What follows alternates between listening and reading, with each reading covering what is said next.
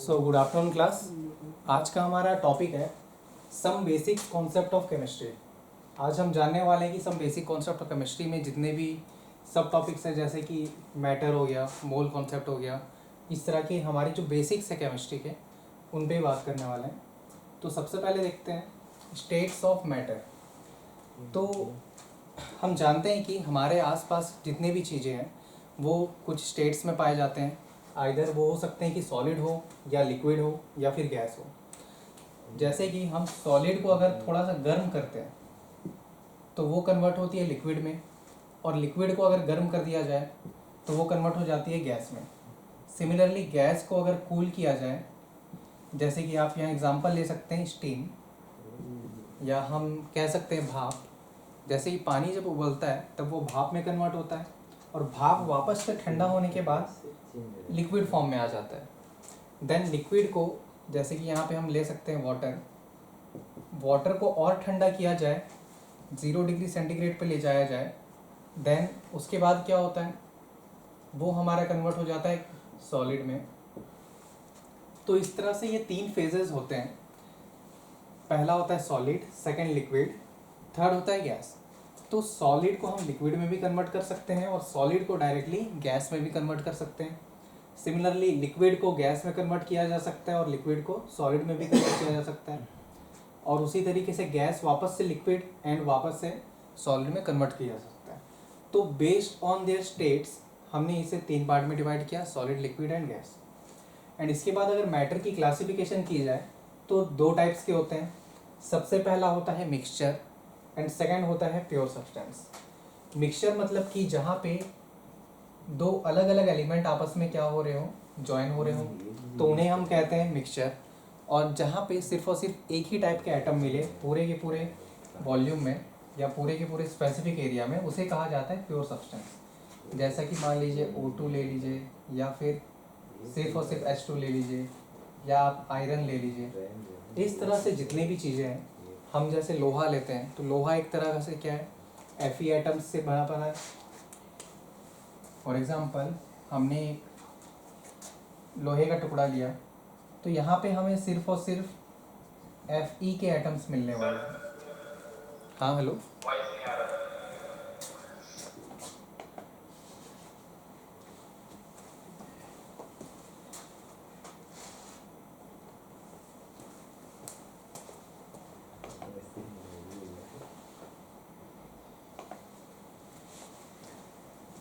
तो चलिए आज हम एक बार फिर से देख लेते हैं। Some basics concept of chemistry देख रहे हैं। इसमें हमें सबसे पहला जो टॉपिक है वो है स्टेट्स ऑफ मैटर, कि हमारे अराउंड जितने भी मैटर होते हैं वो कौन कौन से स्टेट्स में पाए जाते हैं, या फिर उन्हें किन पार्ट्स में क्लासिफाइड किया गया है। सबसे पहला है solid, second liquid, third gas. Solid को जब हम गर्म करते हैं तब वो लिक्विड में कन्वर्ट हो जाता है। एग्जाम्पल के लिए हम देख सकते हैं कि आइस है, आइस को जब गर्म किया गया वो लिक्विड का फॉर्म ले लिया। फिर वाटर को जब हम गर्म करते हैं तब वो स्टीम का फॉर्म ले लेता है, मतलब कि लिक्विड से वह गैस बन चुका है। और अगर गैस को वापस से ठंडा किया जाए तो लिक्विड बन जाता है, एंड लिक्विड को फिर से ठंडा किया जाए तो सॉलिड बन जाता है। तो इसी तरह से सॉलिड को कन्वर्ट किया जा सकता है लिक्विड में एंड डायरेक्टली गैस में, जिसे कहा जाता है सब्लिमेशन। सिमिलरली लिक्विड को सॉलिड में कन्वर्ट किया जा सकता है और लिक्विड को गैस में भी कन्वर्ट किया जा सकता है। और इसी तरीके से गैस भी जो है वो वापस से लिक्विड के फॉर्म में कन्वर्ट हो सकता है और सॉलिड के फॉर्म में भी कन्वर्ट हो सकता है। सेकेंड हम देखते हैं classification of matter. Classification of matter में हमने मैटर को 2 पार्ट्स में डिवाइड किया है। सबसे पहला जो है वो है मिक्सचर एंड सेकेंड है प्योर सब्सटेंस। तो हम पहले जान लेते हैं प्योर सब्सटेंस क्या है। जैसे हमारे आसपास जितने भी पदार्थ हैं, जितने भी सब्सटेंस हैं, अगर मान लीजिए हम एक लोहे का टुकड़ा लेते हैं तो लोहे के टुकड़े में सिर्फ और सिर्फ लोहे के एटम्स, जो कि Fe होता है, यही एटम्स पाया जाएगा। तो अगर ऐसा कोई केस आता है जहाँ पे हमारे पास हमने जो सैंपल लिया है उसमें सारे के सारे एटम्स या फिर सारे के सारे मॉलिक्यूल्स क्या हो, सेम हो, तब उसे हम कहते हैं प्योर सब्सटेंस। प्योर सब्सटेंस के 2 फॉर्म होते हैं, एक एलिमेंट हो सकता है और दूसरा कंपाउंड हो सकता है। एलिमेंट बोलने का मतलब है यहाँ पे जब पूरा का पूरा सैंपल हमारा सिर्फ और सिर्फ एक ही टाइप के एटम से कंस्टिट्यूट हो, तब उसे कहा जाएगा एलिमेंट। और कंपाउंड कब कहा जाएगा, जब वो पूरा का पूरा सैंपल हमारा सारे सेम टाइप ऑफ मॉलिक्यूल से कनेक्टेड हो। मतलब कि यहाँ पे हम एलिमेंट में एग्जांपल ले सकते हैं किसी भी एटम का, और कंपाउंड में किसी भी मॉलिक्यूल का। तो इस तरह से हम देख सकते हैं कि हमारे पास जो सब्सटेंस है वो जो दिया हुआ है वो प्योर सब्सटेंस है। फिर मैटर को अगर सेकंड पार्ट में देखा जाए तो ये होता है मिक्सचर। मिक्सचर मतलब कि दो या दो से ज़्यादा एलिमेंट से कंपाउंड का मिक्सचर होगा, मीन्स दोनों को हमने मिलाया होगा अलग अलग प्रोपोर्शन में, उसे कहा जाता है मिक्सचर। तो मिक्सचर अलग अलग टाइप के होते हैं, होमोजेनियस भी हो सकते हैं, और सेकंड होता है heterogeneous. First one is homogeneous, HOMOGENOUS। Second one is heterogeneous, HETEROGENEOUS, heterogeneous. तो होमोजीनियस का मतलब होता है जहाँ पे मान लीजिए हमने H2 और O2 का मिक्सचर बनाया, जहाँ पे H2 हमारे पास गैस के फॉर्म में है, O2 भी हमारे पास गैस के फॉर्म में। तो यह जो मिक्सचर बना हुआ है इसे हम कहते हैं होमोजीनियस मिक्सचर। होमोजीनियस मिक्सचर को इन शॉर्ट में हम ये कह सकते हैं कि हमारे पास जितने भी सब्सटेंस वहाँ पे हैं प्रेजेंट है वो सारे के सारे सेम फेज में हो। अगर एक गैस में है तो दूसरा भी गैस में हो, और बाकी सारे भी गैस में हो। अगर एक सॉलिड है तो बाकी सारे भी सॉलिड में होने चाहिए, और एक लिक्विड में है तो बाकी सारे भी लिक्विड में, तो उन्हें हम कहेंगे होमोजीनियस मिक्सचर। फिर इसके बाद आता है हेट्रोजीनियस। हेट्रोजीनियस को हम ऐसा एग्जांपल ले सकते हैं कि कार्बन में हमने ऑक्सीजन गैस मिला दी है। तो आप अज्यूम कर लीजिए एक छोटा सा वेसल है, उसमें कार्बन पाउडर्स रखे हैं, हमने उसमें ऑक्सीजन गैस वहाँ भर दिया है। तो वहाँ पे जो मिक्सचर मिलेगा हमें, कुछ जो कार्बन पार्टिकल्स है वो हमें डस्ट पार्टिकल्स की तरह दिखेंगे, और O2 जो है वो ट्रांसपेरेंट एयर की तरह दिखेगा। तो यहाँ पे जो मिक्सचर बन रहा है उसे कहा जाएगा हेट्रोजीनियस मिक्सचर। तो इस तरह से हमने देखा कि केमिस्ट्री में हम मैटर को दो टाइप से देखते हैं। First one is based on their states, and second one is based on their classification. तो स्टेट्स में हमने देखा solid, liquid and gas, and classification में हमने देखा मिक्सचर एंड प्योर सब्सटेंस। सो इस तरह से हम देख सकते हैं कि जो हमारा केमिस्ट्री है वो बेसिकली मैटर से बना होता है। मतलब हम जो बेसिक चीज़ यहाँ पढ़ते हैं वह होता है मैटर, जो कि सॉलिड हो सकता है, लिक्विड हो सकता है, या फिर गैस हो सकता है। और सिमिलरली अगर उसको अलग पार्ट्स में डिवाइड किया जाए, क्लासीफाई किया जाए, तो पहला मिक्सचर के फॉर्म में देख सकते हैं और प्योर सब्सटेंस के फॉर्म में देख सकते हैं। तो यहाँ तक आप लोग नोट कर लीजिए, देन आगे बढ़ते हैं।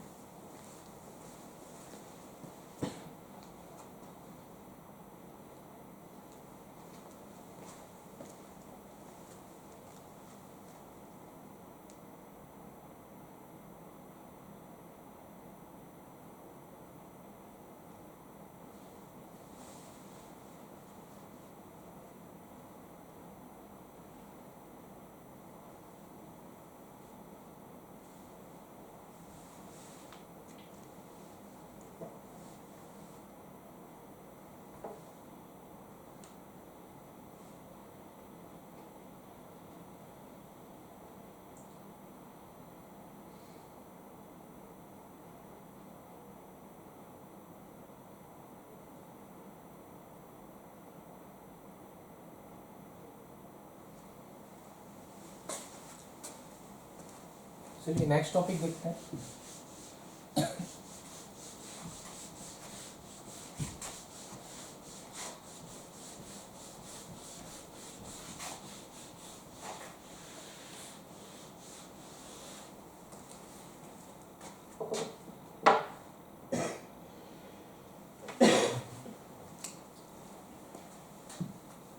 तो आगे हम देखते हैं। सबसे पहले हमने देखा कि हमारे पास केमिस्ट्री में हमें मैटर सारी जगह प्रेजेंट होता है।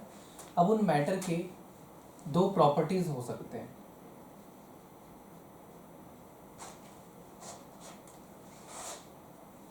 First one is physical property, और सेकंड है कि केमिकल प्रॉपर्टी। तो देखिए फिजिकल प्रॉपर्टी क्या होते हैं, वो प्रॉपर्टी जो जहाँ पे हम उसका कॉम्पोजिशन चेंज किए बिना, या फिर वॉल्यूम हो गया, या उसकी लेंथ हो गई, ये सारी चीज़ें चेंज किए बिना जो उसके मेज़रमेंट हम लेंगे वो सारे आ जाएंगे फिज़िकल प्रॉपर्टी में। केमिकल प्रॉपर्टी मतलब कि जहाँ पे हम उसका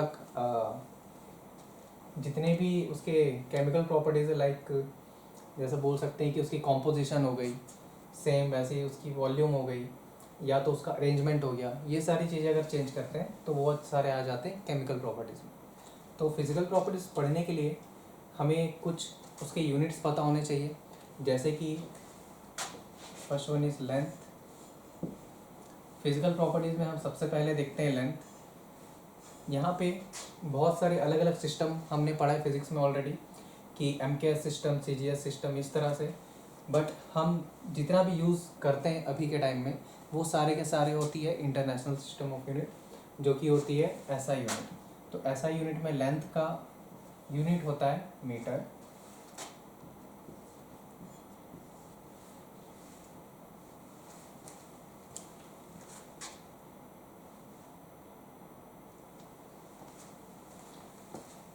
सेकंड होता है मास। मास का यूनिट हम लेते हैं केजी में।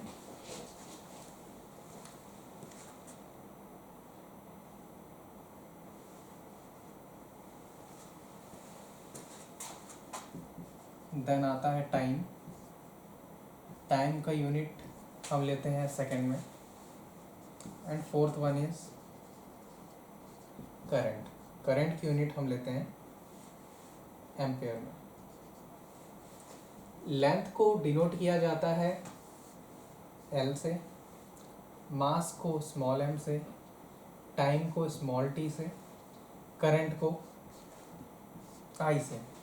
इसी तरह अगर मान लीजिए हम टेम्परेचर भी ले लेते हैं तो टेम्परेचर को हम डिनोट करेंगे कैपिटल T से, और इसकी जो यूनिट होगी वो होगी केल्विन। तो यहाँ पे हम देख सकते हैं कि जितने भी फिजिकल प्रॉपर्टीज़ होते हैं वो सारे के सारे इन चीज़ों पे डिपेंड करते हैं, जैसे कि उसके लेंथ पे, मास पे, टाइम पीरियड, करंट, टेम्परेचर, ये सारी चीज़ें। इस तरह से और भी बहुत सारी चीज़ें होती हैं जो कि फिजिकल प्रॉपर्टीज़ के अंदर आती हैं। तो आप लोग ये नोट कर लें पहले।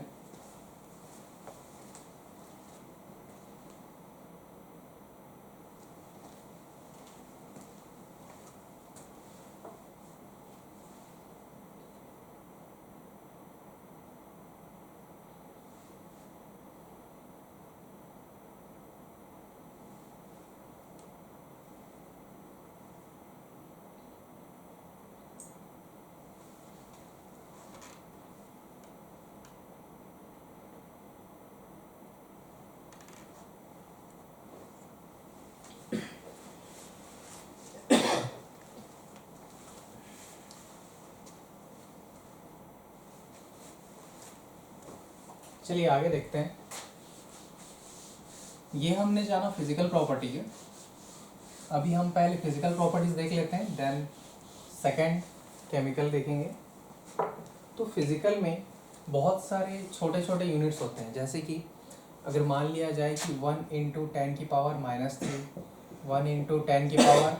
10⁻⁻6। तो इस तरह से कुछ यूनिट्स होते हैं जिनका प्रीफिक्स बना है नया, तो उन प्रीफिक्स को हम देख लेते हैं। फॉर एग्जांपल फर्स्ट में हम ले लेते हैं 1, इसका कोई भी प्रीफिक्स नहीं होगा। सेकंड 10⁻³ जिसे हम कहते हैं किलो। फिर आता है 10⁻³ जिसे कहा जाता है मिली।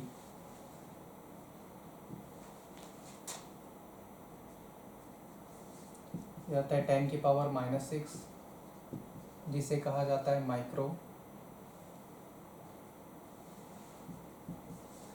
फिर आता है 10⁻⁻9 जिसे कहा जाता है नैनो। फिर आता है 10⁻⁻12 जिसे कहा जाएगा पीको। एंड आता है 10⁻⁻15 जिसे कहा जाता है फेम्टो। तो इस तरह से ये कुछ प्रीफिक्स है जो लेंथ हो गया या फिर आपका टाइम हो गया या किसी भी चीज़ के आगे अगर लगता है तो वहाँ पे हम ये प्रीफिक्स ऐड करते हैं। फॉर एग्ज़ाम्पल हमें अगर लिखना है 1 × 10⁻³ सेकेंड, तो हम यहाँ पे क्या लिख सकते हैं 1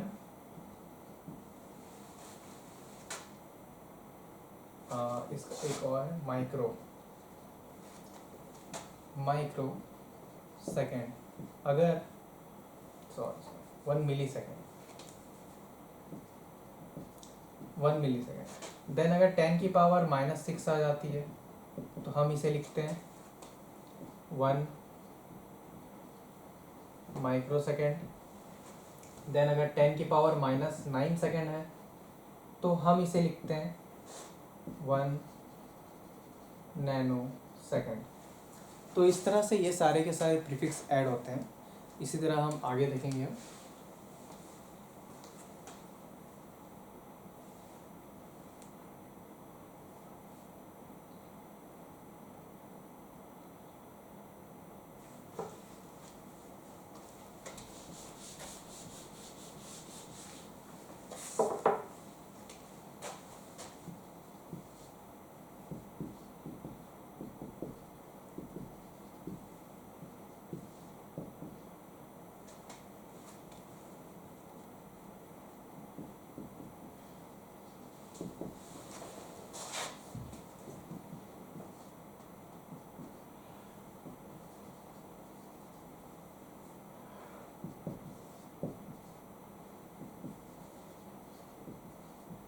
तो यहाँ हम आगे देखते हैं 10 की पावर अगर -2 होता है तो उसे कहा जाता है मिली।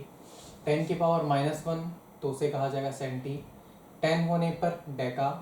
10 की पावर 2 होने पर हेक्टो। तो इस तरह से ये सारे के सारे प्रीफिक्स वहाँ पे ऐड होते हैं। तो आप सभी इसे नोट कर ले पहले।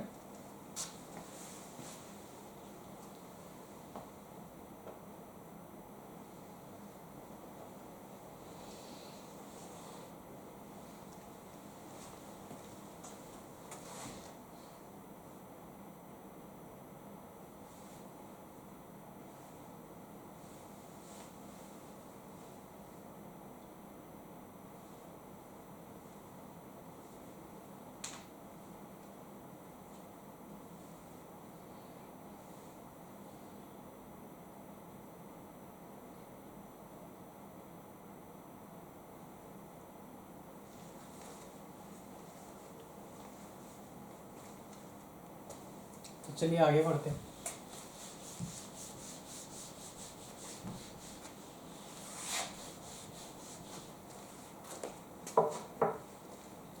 नेक्स्ट हम देखने वाले हैं मास एंड वेट। नेक्स्ट हमारा जो सब टॉपिक है वो है मास एंड वेट। तो फर्स्ट ऑफ ऑल मास होता क्या है? तो फॉर एग्जांपल आप ऐसा समझ लीजिए हमारे पास एक छोटा अमाउंट ऑफ लोहा का टुकड़ा है। हम इसमें देखते हैं फॉर एग्जांपल यहाँ पे Fe के कुछ मैटर होंगे, कुछ एटम्स होंगे बहुत सारे। तो यहाँ पे जो actual matter content in the body होती है, मतलब ये जो हमने सैंपल लिया है इसमें एक्चुअली कितने एटम्स यहाँ पे प्रेजेंट है उसे कहा जाएगा मास। और अगर मान लीजिए इसी चीज़ को, मान लीजिए इसी सैंपल को हम अलग अलग लोकेशन पे लेके जाते हैं, जैसे कि फर्स्ट वन इज जैसे अर्थ में ग्रेविटी की वैल्यू होती है 9.8। सिमिलरली मार्स में अगर ले जाएंगे तो वहाँ पे ग्रेविटी हमें कुछ अलग मिलेगी। तो यहाँ पे जो मास है वो सभी प्लैनेट्स में हमें सेम टू सेम मिलने वाली है, बट जो वेट होता है वो डिपेंड करता है किस पे? ग्रेविटी पे, कि ग्रेविटी उस पर अपना कितना पुल लगा रही है। तो वेट का यहाँ पे हमने फॉर्मूला देखा है m/g। m is mass, the actual matter contents in a body, and weight is mass into gravity. तो जहाँ पे ग्रेविटी हमारी ज़्यादा होगी वहाँ पे उस चीज़ का वेट भी ज़्यादा होगा, और जहाँ पे ग्रेविटी कम है वहाँ पे उस चीज़ का वेट भी कम होगा। फॉर एग्जांपल आप मून यहाँ पे एज्यूम कर लीजिए। अर्थ में ग्रेविटी 9.8 है, मून में अप्रॉक्सीमेटली 2 to 3 होता है। तो यहाँ पे हमारी जो ग्रेविटी है ये अगर 1 kg मास के लिए हम निकालें तो ओवरऑल हमें मिलेगा 9.8 किलो। वेट अगर हम निकालते हैं 1 kg के लिए, 1 kg ऑफ मास, तो हमें मिलेगा 9.8। और वही अगर मास हम मून पे निकालें तब ग्रेविटी की वैल्यू यहाँ पे 223 है, मतलब 1 इंटू 223, इट मीन्स हमें जो वैल्यू मिलेगी वो 223 kg मिलेगी। तो हमारा जो वेट है वो वहाँ पे कम हो गया। तो यहाँ से हम ये अजम्पशन लगा सकते हैं, मीन्स कंक्लूजन लगा सकते हैं कि जहाँ पे हमारा ग्रेविटी ज़्यादा एक्ट कर रहा है, यहाँ जहाँ पे ग्रेविटेशनल फोर्स ज़्यादा है, ग्रेविटेशनल पुल ज़्यादा है, वहाँ पे उसकी वेट भी ज़्यादा होगी, और जहाँ पे ग्रेविटेशनल पुल कम है वहाँ पे उसकी वेट कम होगी। बट जो मास है हमारा, जो एक्चुअल मैटर जितने वहाँ पे कंटेंट होते हैं वो पहले भी उतने ही थे, और अलग अलग प्लैनेट्स में या अलग बॉडीज़ में जाएंगे तब वहाँ पे भी वो उतने ही होने वाले हैं। तो मास को आप 1 लाइन में लिख सकते हैं, actual matter contents in the body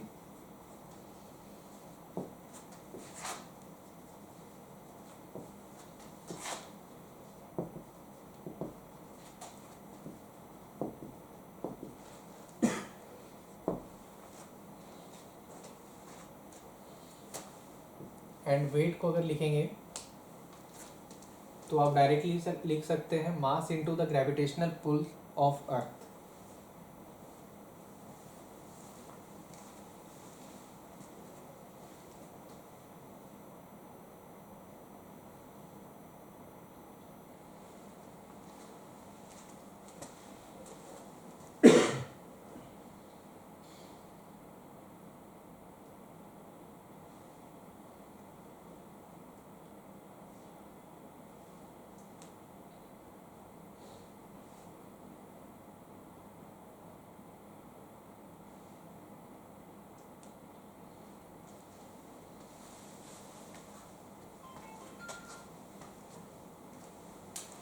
तो नेक्स्ट हम देखते हैं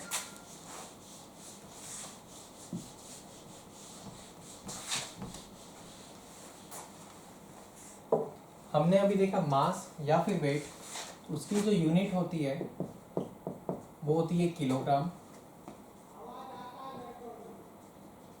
जो हमारी एसआई यूनिट है मास की या फिर वेट की कहा जाए तो वो होती है किलोग्राम। एंड 1 किलोग्राम में प्रेजेंट होता है 1000 ग्राम्स। तो इस तरह से हम देख सकते हैं हमारी एसआई यूनिट जो है मास की वो है किलोग्राम। 1 किलोग्राम में 1000 ग्राम होता है। देन इसके बाद भी और हमने कुछ प्रीफिक्स देखा था, जैसे कि 10⁻³ 10⁻⁶। तो इस तरह से हम उसे और ब्रेक कर सकते हैं। जैसे यहाँ पे लिखा जाएगा 10⁻⁶ मेगाग्राम, या इस तरह से आगे वह चलता जाएगा। तो सिमिलरली अब हम देखते हैं हमारा सेकेंड टॉपिक जो कि है वॉल्यूम। वॉल्यूम को डिनोट किया जाता है V से। इसकी जो SI यूनिट होती है वो होती है मीटर क्यूब। तो अब देखते हैं वॉल्यूम होता क्या है। वॉल्यूम एक्चुअली में एक फिक्स्ड स्पेस होता है। हमारे 3 डायमेंशनल व्यू में एक फिक्स्ड स्पेस होता है। फॉर एग्जांपल मान लीजिए ये एक क्यूब है हमारी ये 3D स्पेस में, इसकी जो लेंथ है वो 1 मीटर है। देन इसकी जो ब्रेड्थ है वो भी 1 मीटर है, और इसकी जो हाइट है वो भी 1 मीटर है। तो इस तरह से यहाँ पे जो ये स्पेस बन रहा है, इस स्पेस में ये जितना एरिया इसने कवर किया हुआ है 3D स्पेस में, उसे कहा जाता है वॉल्यूम। सेम अगर 2D में देखा जाए तो हम यहाँ पे एग्जांपल के लिए देख सकते हैं, एक स्क्वायर है, स्क्वायर के बीच में ये जितना एरिया है इसे कहा जाएगा एरिया। बट अगर यही स्क्वायर को ऐसे 3D स्पेस में बाहर की तरफ ला दिया जाए तो अब जो ये इतना एरिया कवर कर रहा है उसे कहा जाता है वॉल्यूम। वॉल्यूम की यूनिट हमने देखी मीटर क्यूब। फॉर एग्जांपल इसकी लेंथ 1 मीटर थी, ब्रेड्थ 1 मीटर थी, और हाइट भी 1 मीटर थी। तो ओवरऑल हमें जो यूनिट मिलेगा वो है 1 मीटर क्यूब। 1 मीटर बहुत ही ज़्यादा बड़ा हो जाता है, तो हम जब भी केमिस्ट्री में कैलकुलेशन करेंगे तब वहाँ पे सेंटीमीटर का यूज़ करेंगे। तो वहाँ पे हम यूज़ कर सकते हैं 1 सेंटीमीटर क्यूब। तो ये रहा हमारा वॉल्यूम।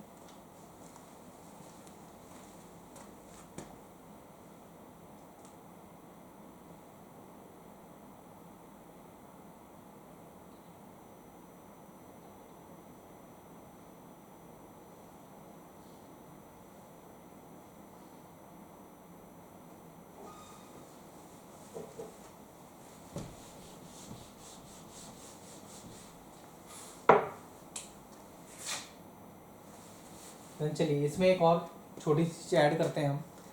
यहाँ पे हमारा हमने देखा कि ऐसा यूनिट क्या था, मीटर क्यूब था, बट कॉमनली हम जो यूज़ करते हैं वो होता है लीटर, जिसमें 1 litre is equals to 1000 millilitre. हम ये देख सकते हैं 1 लीटर इक्वल्स टू 1000 मिलीलीटर।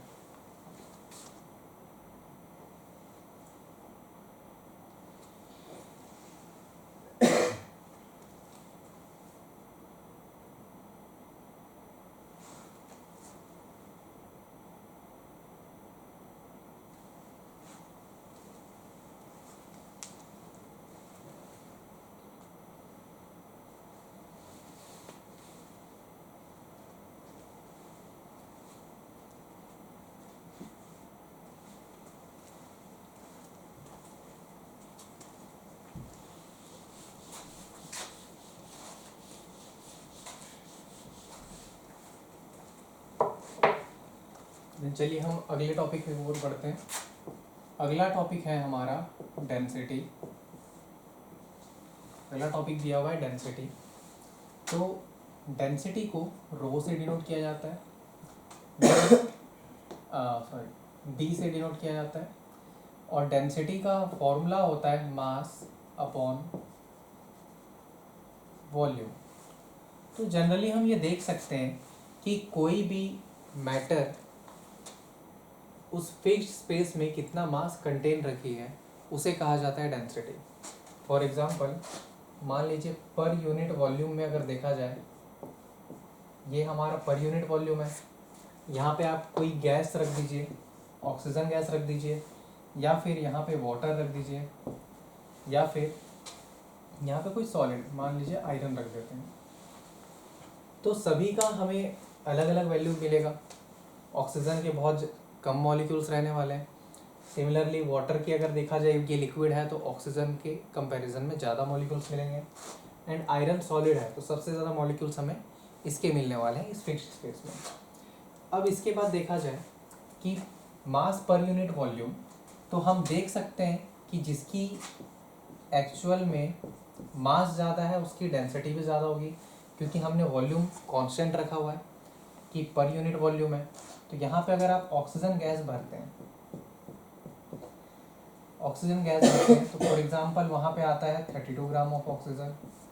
अगर आप वाटर भरते हैं तो वाटर में मान लीजिए आ रहा है 52 ग्राम।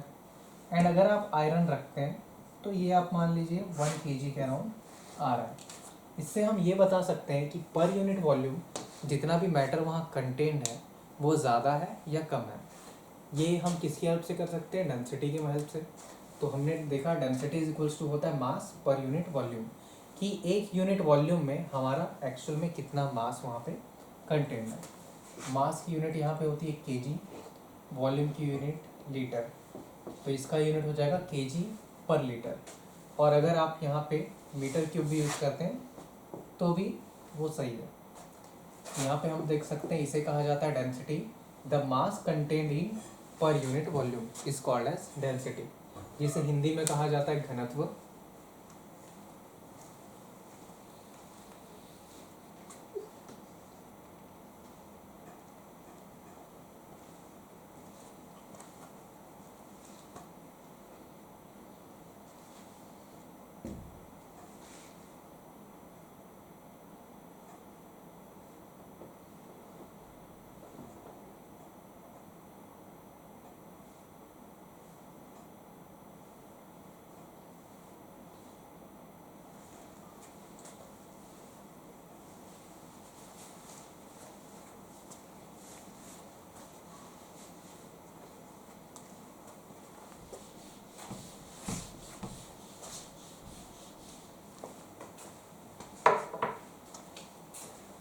देन अगला जो टॉपिक है वो है हमारा टेम्परेचर।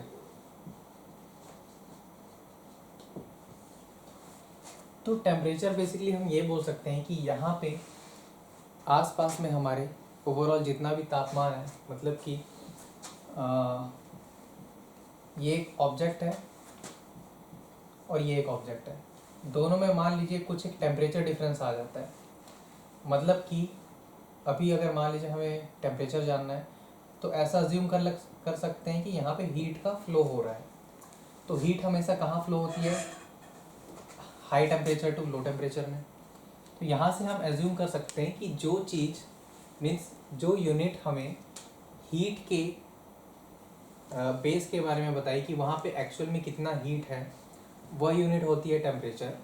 टेम्परेचर को जनरली लिखा जाता है केल्विन में, सेल्सियस में या फिर फ़ारेनहाइट में। केल्विन,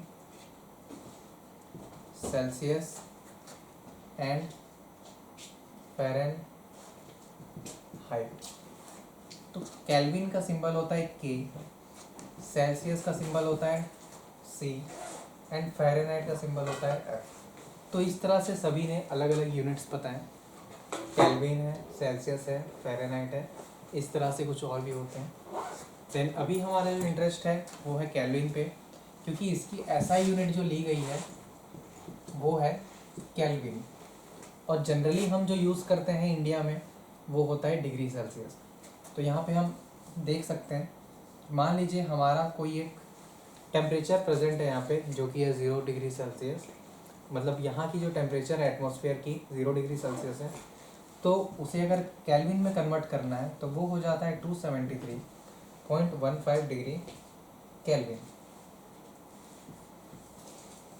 देन अगर इसी तरीके से मान लीजिए कुछ सेल्सियस लिखना है, एक्स अमाउंट ऑफ मतलब एक्स डिग्री सेल्सियस है यहाँ पे, तो केल्विन में अगर कन्वर्ट करना है तो वो हो जाएगी 273.15 प्लस एक्स केल्विन।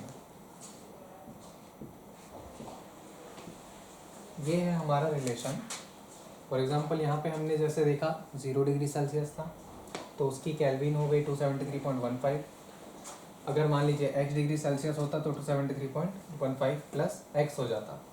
और यहाँ पे हम देख सकते हैं जैसे मान लीजिए 25 डिग्री सेल्सियस है, 25 डिग्री सेल्सियस है, इसको अगर केल्विन में कन्वर्ट करना है तो इसमें क्या किया जाएगा 273.15 प्लस 25, ये हो जाएगा हमारा 298.15 केल्विन।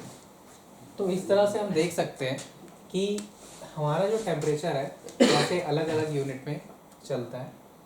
टेम्परेचर का ऐसा यूनिट होता है केल्विन, और ये होती है हीट को एक तरह से मेज़र करने की यूनिट।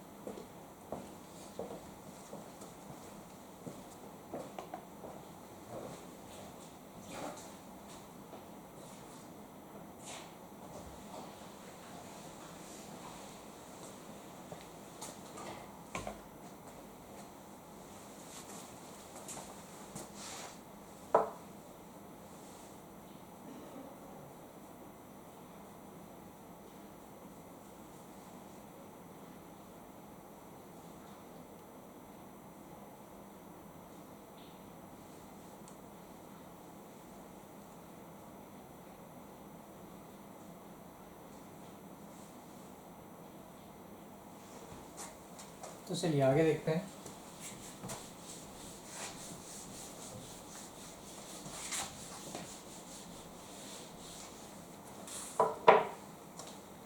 तो आगे है अनसर्टेनिटी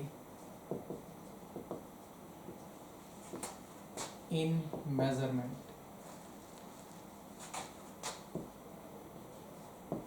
तो अनसर्टेनिटी इन मेजरमेंट बोलने का मतलब है हम अगर कोई भी चीज़ का मेजरमेंट कर रहे हैं, जैसे कि मास हो गया, टेम्परेचर हो गया, लेंथ हो गया, वॉल्यूम हो गया, इस तरह से किसी भी एक यूनिट की अगर हम मेजरमेंट कर रहे होते हैं तो वहाँ पे बहुत सारे अनसर्टेनिटीज आते हैं। मतलब कि चीज़ें फिक्स नहीं हो सकती है। मतलब जैसे कि हम ये मान लीजिए एक स्केल लिए, स्केल में जो हमारी यूनिट दी हुई है वो मीटर में दी हुई है, और हमें जो यहाँ पे मेजर्ड ऑब्जेक्ट है जिसकी हमें मेजरमेंट करनी है गिवन ऑब्जेक्ट है जिसकी मेजरमेंट करनी है, वो सेंटीमीटर्स में कुछ आता है, तो हमारे पास वहाँ पे कुछ अनसर्टेनिटीज़ आएंगे, जैसे कि मीटर स्केल में हमारा वो 1 मीटर तो बताएगा, बट सेंटीमीटर के बाद मिलीमीटर में हो सके कि ना बताए, देन डेसीमीटर में सारे डेटास हमें ना दे पाए। तो सभी चीज़ों के लिए अलग अलग यहाँ पे हम मेज़रमेंट टूल्स यूज़ करते हैं, बट इन केस हमारे पास मेज़रमेंट टूल्स नहीं है या तो किसी चीज़ की वजह से वहाँ पे अनसर्टेनिटी आ रही है, तो उनसे कैसे डील किया जाता है वो देखते हैं कैलकुलेशन के वक्त भी। तो सबसे पहले है मल्टीप्लिकेशन एंड डिवीज़न।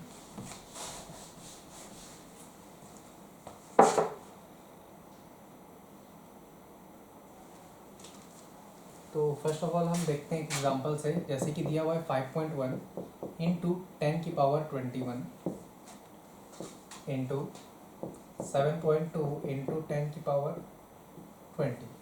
तो यहाँ पे हम देख सकते हैं अगर इसे लिखा जाए तो यहाँ पे हमें 21 ज़ीरोज़ लगाने पड़ेंगे और यहाँ पे हमें 20 ज़ीरो लगाने पड़ेंगे। मीन्स अगर डेसिमल हटा दिया जाए तो उसके बाद यहाँ 19 और यहाँ पे 20।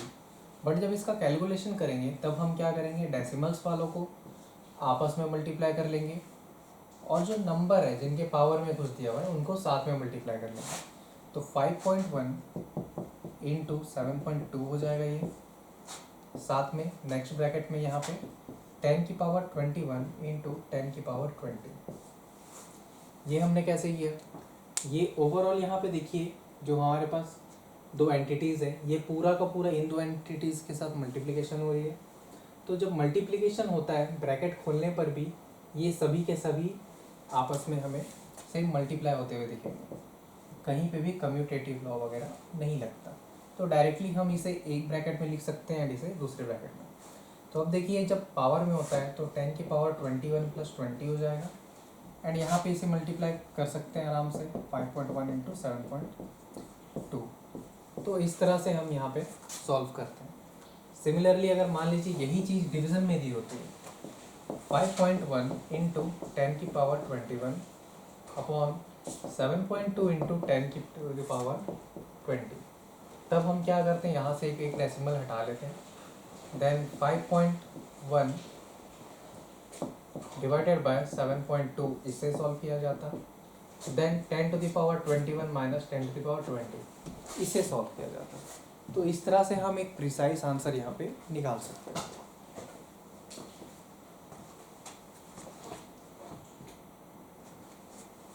और इसके बाद अगर देखिए अगर यहाँ पे जो आंसर है वो अगर हमें मिल रहा है 0.9 into 10 to the power 1, for example बस ऐसा मान लेते हैं कि 0.9 मिल रहा है, तो हम क्या करेंगे, इस डेसिमल को आगे ले जाएंगे और 9 इंटू 10 टू द पावर ये हो जाएगा 0।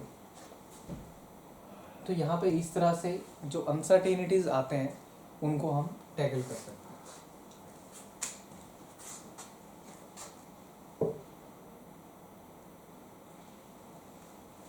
चलिए अब सेकंड देखते हैं, एडिशन एंड सब्ट्रैक्शन।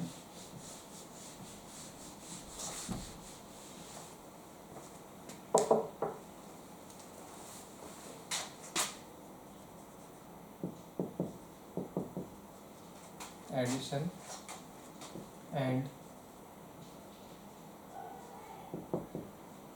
सब्ट्रैक्शन। तो एडिशन में जैसा देख सकते हैं 2.1 इंटू 10 टू द पावर -1 है और साथ में 4.8 इंटू 10 टू द पावर -2 है। तो यहाँ पे अगर मान लीजिए इनका एडिशन करना हो तो यहाँ पे हम देख सकते हैं कि जो पावर है वो दोनों की अलग दी हुई है। इस केस में हम क्या करेंगे, सबसे पहले पावर सेम करेंगे, यहाँ पे हो जाएगा 2.1 इंटू 10 टू द पावर -1 और यहाँ पे हो जाएगा 0.48 इंटू 10 टू द पावर -1। इसे सॉल्व करके देखते हैं। 2.8 डिवाइडेड बाय 10 डेसिमल बटा 40 हो जाएगा।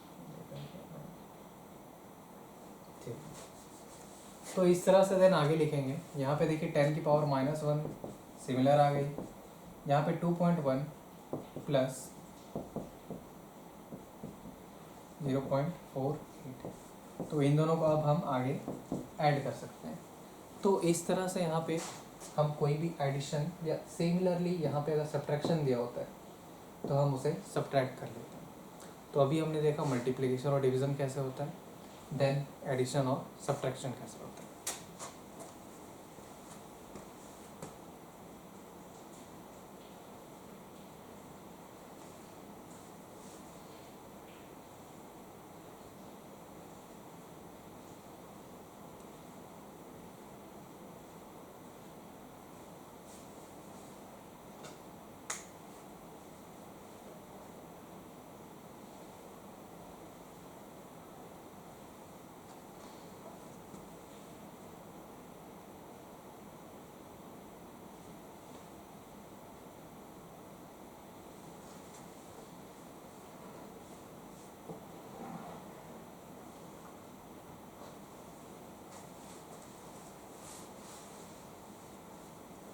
तो चलिए आगे देखते हैं। इसके बाद आता है हमारा significant figure. Significant figure, significant figure बोलने का मतलब है, फॉर एग्जांपल यहाँ पे एक नंबर ले लेते हैं 250 या फिर 0.052 या 52.01 या 0.00032। तो यहाँ पे सिग्निफिकेंट नंबर बोलने का मतलब है हमारा जो डेसिमल के बाद जितने भी एक्चुअल नंबर है और डेसिमल के पहले बोला जाए तो ओवरऑल जितने भी नंबर्स है वो सारे। यहाँ पे सिग्निफिकेंट फिगर यहाँ पे देखेंगे तो हमें क्या मिलेगा, 5 और 2। मीन्स इसको सिग्निफिकेंस देते हुए हमें डेसिमल लगाना है कि डेसिमल हमने यहाँ लगाया तो इसकी कुछ वैल्यू है। बट अगर 0.000 लिखते हैं तब इसकी वैल्यू भी कितनी रहती, 0 ही रहती। तो यहाँ पे सिग्निफिकेंट फिगर्स कितने हो गए, 0 हो गए। बट यहाँ पे सिग्निफिकेंट फिगर्स हमारे पास कितने दिए हुए, 2। यहाँ पे देखा जाए तो 1 2 3 एंड यहाँ पे देखा जाए सिग्निफिकेंट फिगर्स तो हमारे पास दिया हुआ है 2। यहाँ पे सिग्निफिकेंट फिगर्स देखा जाए तो दिया हुआ है 3। तो इस तरह से हम देख सकते हैं कि सिग्निफिकेंट फिगर्स हम इसे बोलेंगे जहाँ पे जिसकी वैल्यू पे डिपेंड करता है कि डेसिमल कहाँ लगा है तो उसकी ओवरऑल वैल्यू क्या हो रही है। जैसे कि यहाँ पे 250 था तो कहीं पे भी डेसिमल नहीं है, बट ये वैल्यू हमें एक डेफिनेट प्रपोर्शन या फिर डेफिनेट किसी स्पेसिफिक चीज़ के बारे में बता रही है कि वहाँ पे 250 इन नंबर्स वो चीज़ प्रेजेंट है। यहाँ पे 5 2 के पहले देखिए डेसिमल लगा है, तो 5 और 2 की वजह से हम बता सकते हैं कि इसकी एक्चुअल वैल्यू क्या है। बट 0.00 अगर बोला जाता है तो वहाँ पे हम कोई ये सेंस नहीं बनता कि वहाँ पे एक्चुअल वैल्यूज़ कितने हैं। सेम वैसे ही 52.01 है तो यहाँ पे सिग्निफिकेंट फिगर्स हमारा 5 2 एंड 1 हो जाएगा। यहाँ पे 3 2 है तो ओवरऑल हमारा सिग्निफिकेंट फिगर 2 बन जाएगा। तो इस तरह से हम देख सकते हैं कि सिग्निफिकेंट फिगर्स क्या होते हैं। देन प्रेसिशन में अगर आगे देखें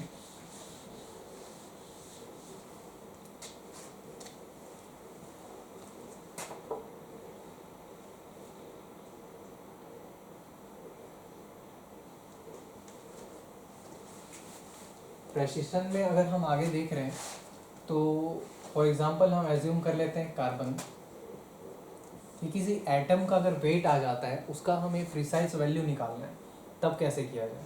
तो कार्बन हमें पता है कि 12 होता है, 13 होता है, 14 होता है। मतलब कि कार्बन की एटॉमिक मास यहाँ पे दी हुई है 12, यहाँ पे दी हुई है 13, यहाँ पे दी हुई है 14। जब इनकी हम मेज़रमेंट करेंगे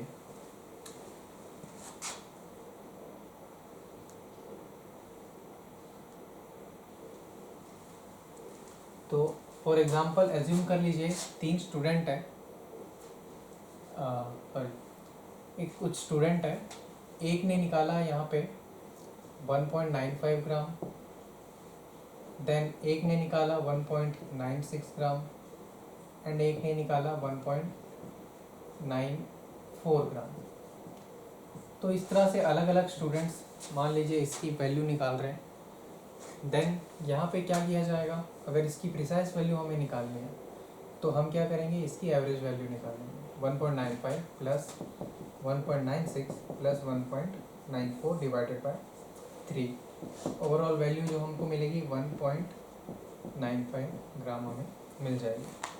तो इस तरह से हम देख सकते हैं कि अगर 3 अलग अलग ऑब्जर्वेशंस हैं हमारे पास, तीनों ऑब्जर्वेशंस में हमें दिख रहा है कि पहले ऑब्जर्वेशन में हमने मिला है 1.95, सेकंड में मिला है 1.96 एंड थर्ड में मिला है 1.94।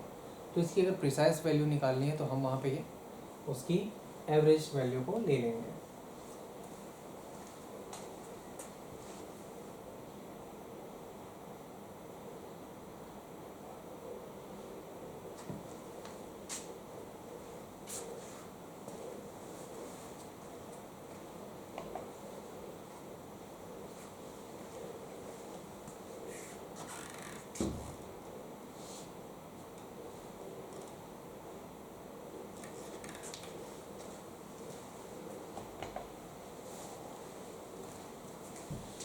देन आगे देखते हैं हम सिग्निफिकेंट फिगर्स की मल्टीप्लिकेशन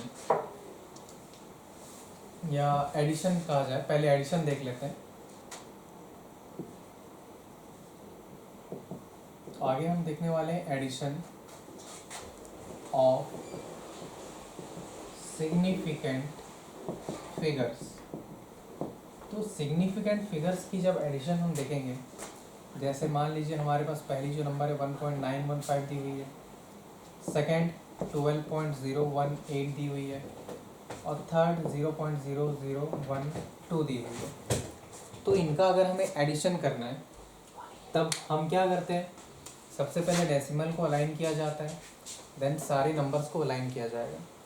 यहाँ पे हम देख सकते हैं 2 हमारा 4th प्लेस पे है, यहाँ पे कुछ भी नहीं है तो यहाँ पे हम 0 एज्यूम कर सकते हैं। इन्हें ऐड करेंगे तो 2 मिलेगा, 8 + 1 9 + 4 हमें मिल जाएगा 14। देन 1 2 एंड 1 जो कैरी था उसमें मिला के 3, देन 9 एंड डेसिमल सारे अलाइंड है तो डेसिमल यहाँ पे लगा देंगे, then 3 and then 1।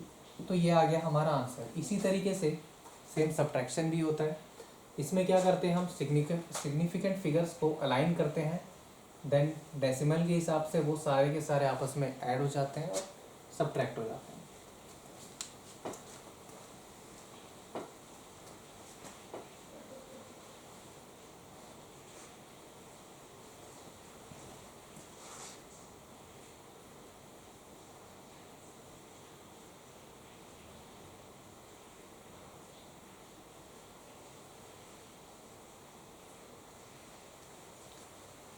So thank you class. आज हमारा ओवरऑल 40 to 50% ये चैप्टर कंप्लीट हो चुका है। देन आगे हम देखेंगे कि इसके बाद जितने भी टॉपिक्स बचे हैं कल और परसों में कंप्लीट हो जाएंगे। Thank you.